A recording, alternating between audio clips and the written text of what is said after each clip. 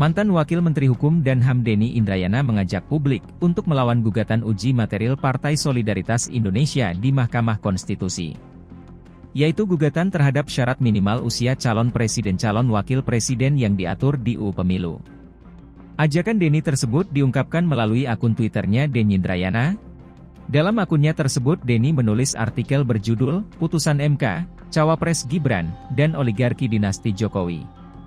Kemudian diunggah tautan berita berjudul, elektabilitas Gibran Raka booming sebagai cawapres merangkak naik. Denny kemudian menuliskan artikel panjang sebagai berikut. Link berita di atas menarik perhatian saya. Beberapa survei menyatakan elektabilitas Gibran Jokowi selaku cawapres merangkak naik. Banyak isu penting yang harus disikapi dengan amat kritis. Soal Gibran Jokowi berpeluang menjadi cawapres melalui putusan MK tersebut. Soal politik, silakan dianalisis oleh ahlinya. Izinkan saya memberikan pandangan dari sisi hukum tata negara. Saya sudah pernah memberikan postingan, bagaimana putusan MK soal uji materi syarat minimal umur capres-cawapres ini menjadi penting untuk dicermati. PSI menjadi salah satu pemohon agar syarat umur minimal capres-cawapres 40 tahun di UU Pemilu dinyatakan bertentangan dengan UUD 1945, dan karenanya mesti diturunkan menjadi 35 tahun. Mudah dipahami, penurunan umur itu bukan semata isu hukum, bukan semata soal memperjuangkan hak orang muda, tetapi di baliknya ada intrik politik untuk membuka peluang Gibran Jokowi masuk ke dalam gelanggang Pilpres 2024. Salahkah ikhtiar itu? Saya mengatakan dengan tegas ikhtiar demikian sangat salah. Secara teori konstitusi dan tata negara, mudah disampaikan bahwa soal umur tidak ada kaitannya dengan konstitusionalitas, bertentangan atau tidak dengan UUD. Soal umur, karenanya adalah open legal policy, artinya menjadi kewenangan pembuat undang-undang untuk menentukannya dalam proses legislasi, parlemen, bukan kewenangan MK untuk menentukan batas umur capres-cawapres melalui proses adjudikasi, peradilan. Karena itu, kalaupun misalnya PSI dianggap punya legal standing sekalipun, permohonan semestinya ditolak. Namun, itu jawaban cepat dan mudah. Sebagaimana, seharusnya lah isu syarat umur capres-cawapres ini memang tidak sulit. Sayangnya, persoalan hukum di Indonesia seringkali rumit, karena faktor non-hukum, termasuk faktor intrik politik. Maka, memahami hukum Indonesia, tidak cukup secara normatif saja. Tidak cukup tekstual, tetapi juga kontekstual sosial politik, yang sayangnya cenderung koruptif dan manipulatif. Maka, saya ingin mengajak semua kita, termasuk teman-teman hukum, untuk tidak hanya berpikir tekstual, tetapi juga menolak penurunan syarat umur capres-cawapres menjadi 35 tahun itu, karena hukum tidak boleh dipermainkan, dan disesuaikan dengan syahwat politik siapapun.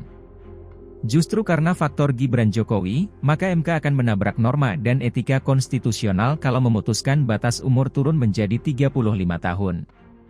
Bahwasanya MK adalah kekuasaan kehakiman yang merdeka, jelas diatur dalam teks konstitusi. Namun, dalam realitas konteksnya, MK yang merdeka harus diperjuangkan, dan dikondisikan bersih dari pengaruh politik kekuasaan, termasuk dari Presiden Jokowi. Saya berpendapat, MK harus dijaga dan dikontrol agar merdeka dari kepentingan politik siapapun yang mendorong peluang pencawapresan Gibran Jokowi. Karena PSI tidak bisa dilihat sebagai parpol yang independen, tanpa tegak lurus kepada Jokowi secara pribadi. PSI sudah mempunyai rekam jejak yang panjang untuk selalu sejalur dengan kepentingan politik pribadi Jokowi.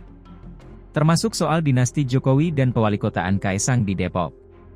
Maka kemungkinan permohonan uji syarat umur cawapres menjadi 35 tahun, mesti dibaca pula sebagai upaya PSI dan Jokowi untuk membuka peluang Gibran Jokowi menjadi cawapres mestinya bukan capres, di 2024. Karena itu, posisi MK dengan ketuanya yang adik ipar Jokowi, tentu menimbulkan persoalan etika konstitusional. Bagaimana kita bisa yakin, standar etik ketua MK akan berpihak kepada Republik, kalau Anwar Usman masih merasa etis dan elok bertemu kakak iparnya Jokowi, saat esok harinya membacakan putusan strategis sepenting sistem pemilu legislatif tertutup atau terbuka. Menurut standar etika yang normal, semestinya Anwar Usman menolak makan malam dengan sang kakak ipar Jokowi, demi menjaga marwah, kemerdekaan, dan kehormatan MK. Masih panjang catatan kritis yang bisa dituliskan untuk menyoal dan mengawal agar MK tidak mengabulkan syarat umur Capres-Cawapres diturunkan dari 40 menjadi 35 tahun, semata-mata demi membuka peluang Gibran menjadi kontestan Pilpres 2024, dan membangun oligarki dinasti Jokowi. Semoga ini bukan cawe-cawe Jokowi yang makin merusak konstitusionalitas Pilpres 2024 yang seharusnya jujur dan adil. Lagi-lagi MK harus dikawal untuk menghasilkan keputusan yang sejalan dengan spirit konstitusionalisme, yaitu membatasi kekuasaan yang cenderung koruptif dan seringkali tergoda untuk membangun dinasti. Jadi, secara teks dan konteks konstitusionalisme, kalau ditanya apakah salah ikhtiar mengubah syarat umur Capres-Cawapres melalui putusan MK itu, jawaban saya dengan tegas dan lantang adalah, sangat salah, dan harus dilawan. Halo, selamat berjumpa dengan saya Anika, pembaca berita podcastnews.id. Saksikan terus konten-konten menarik dari kami. Jangan lupa subscribe, like, dan komen. Terima kasih.